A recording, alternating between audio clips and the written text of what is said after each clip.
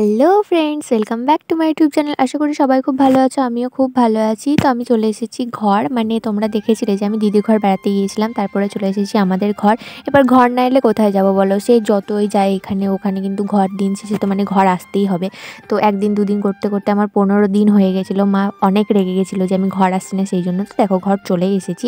তো এটা হচ্ছে সেদিনকার ভিডিও, যেই দিন আমাদের নবান ছিল। মানে আমি গিয়েছিলাম দিদির বাড়ি নবান করতে, কিন্তু এসেছি আমাদের নবানের প্রায় একদিন আগে না, মানে একদিনই আগে। তো সেদিন সকালে চান টান করে আমি চলে গিয়েছিলাম ছাদে ফুল তোলার জন্য, কারণ জানো শীত গ্রীষ্ম বর্ষা পুজো করার জন্য আমি ভরসা। মানে মজা করছি, ঘরের লোকও করে কিন্তু আমি বেশি করি। কেউ শুনলে এখানে আমাকে পেটাবে, বলবে সব কাজ যেন তুই করিস। তো যাই হোক, দেখো এখানে ফুল তুলতে গিয়েছিলাম, কিন্তু আমি ছাদে আফসোস যে ফুল বেশি পাইনি। মানে গরমের দিনে দেখেছো যে নয়নতারা ফুলগুলো অনেক ফোটে, কিন্তু শীতের দিনে না ততটাই কম ফোটে।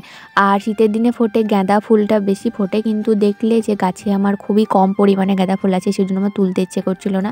ওই একটা তুলে নিয়ে এসেছি।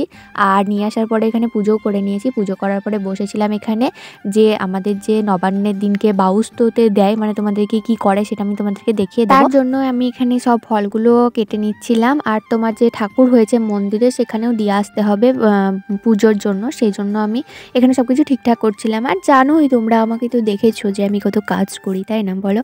তো যাই হোক, এই সব কাজগুলো না চিরদিন আমারই। জানি না আমি না থাকলে এদের কি হবে, বাবা ভাবা যায় আমি কত কাজের। তো যাই হোক, এখানে দেখো আমি বসে গিয়েছিলাম সেগুলো করতে। আর ছিল একটা স্পেশাল জিনিস যেটা আমি করি, হচ্ছে গুলুনি। মানে নবান্নের স্পেশাল জিনিস হচ্ছে গুলুনি। গুলুনিটা আমি গুলি, মানে এই বছর আমি করিনি, আমি সব ঠিকঠাক করে দিয়েছিলাম, কিন্তু ঠাম্মি করেছিল। তারপরে দেখো এখানে আমি নিজের কাজ করে নিয়ে, ঠাম্মি এখানে বললো আমাকে আতপ চাল এনে দিতে।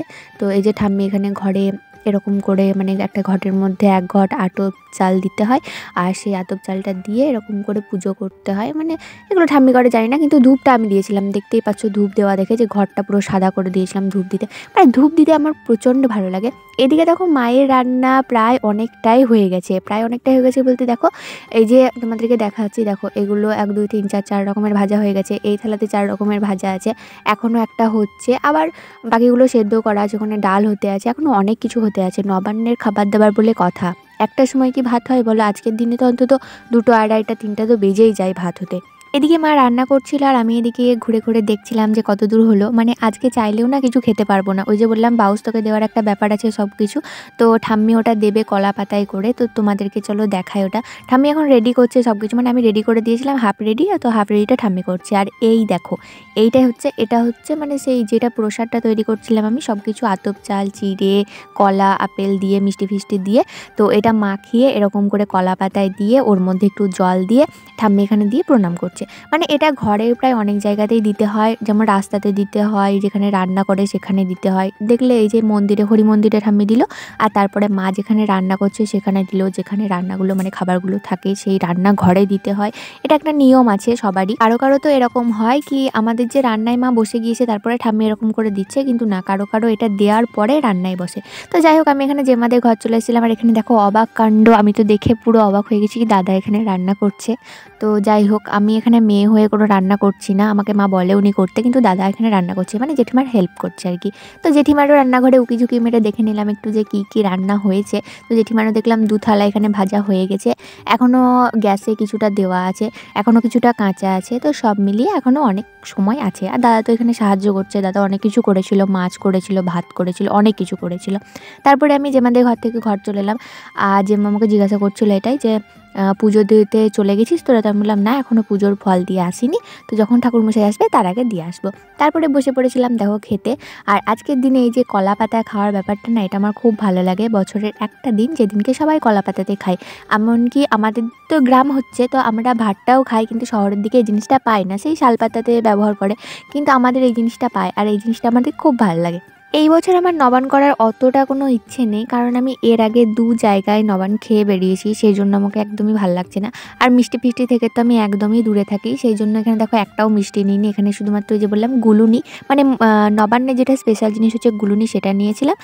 আর কলা নিয়ে নিয়েছিলাম, বাস। তারপরে মুড়ি খেয়ে নিয়েছিলাম।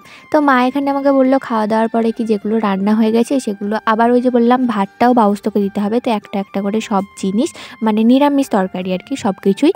আর মাছটা হয় শেষে একদম, ওটাকে দেয় না। তো এগুলো আমি একটা করে সব জায়গাতে তুলে নিয়েছিলাম একটা একটা করে, এবং তারপরে আমি এই যে সব কিছু নিয়ে চলে এসেছিলাম, মানে ঘরে রেখে দিলাম খাবারগুলো। আর তারপরে গিয়েছিলাম আমাদের এই যে মা আর মেয়েকে নবান করাতে। আজকের দিনে নাকি বলে যে মানুষে যেমন খায় সেরকম গরু বাছুরকেও দিতে হয়, এরকম যে আমরা শুধু খেলাম আর ওদেরকে দিলাম না সেরকম নয়, ভাতটাও এরকম দিতে হয়, মানে সব কিছু একটা একটা করে নিয়ে তারপরে মানে নিরামিষ যেগুলো হয় সেগুলো নিয়ে ভাতটাও দিতে হয়। তো আমি এখানে ওটাই দিতে এসেছিলাম, মানে আমরা যেটা চিড়ে কলা এগুলো খেয়েছিলাম তো সেগুলোই কিছুটা কিছুটা করে তোমার এদেরকেও দিতে আসছিলাম। আর দেখো ওরা কেমন খাচ্ছে, মা আর মেয়ে মিলে কত সুখ করে খাচ্ছে এখানে, মানে ওরাও ভাবছে যে আমাদেরকেও দিয়েছি আমরাও খাচ্ছি। তো এটা তো করতেই হবে বলো, আমরা খাবো আর ওরা খাবে না তাই কি হয়? ওরা কি সবসময় শুধু এরকমই শুকনো শুকনো খেয়ে থাকবে? তা হয় না, আমরা কিন্তু দিই খেতে। তো তারপরে আমি দেখো এখানে ঘর চলে এসেছি, কারণ ওদের কাছে তো আমি বসে থাকবো না এই রোদের মধ্যে। আর এদিকে দেখো আমার মায়ের সব রান্না হয়ে গিয়েছে, পায়েসটা ওইদিকে ঠাম্মি করে নিয়েছে। আর এখানে দেখো হচ্ছে এখন স্পেশাল জিনিস, সেটা হচ্ছে মাছের ঝোল। মাছের ঝোলটা আজকের থেকে না কালকে খেতে অনেক বেশি ভালো লাগে। এই হচ্ছে আমাদের নিয়ম, এত এত রান্না করে একদিনে খাও। সব কিছু যদি এক পিস করে খাও না, তাও পেটে জায়গা থাকে না, শেষ বেলায় মনে হয় যেন আর খেতে পাচ্ছি না। আমি তো প্রতি বছর নষ্ট করি, মানে এইটুকু জিনিস নিই সেই জিনিসটাও আর খেতে পারি না।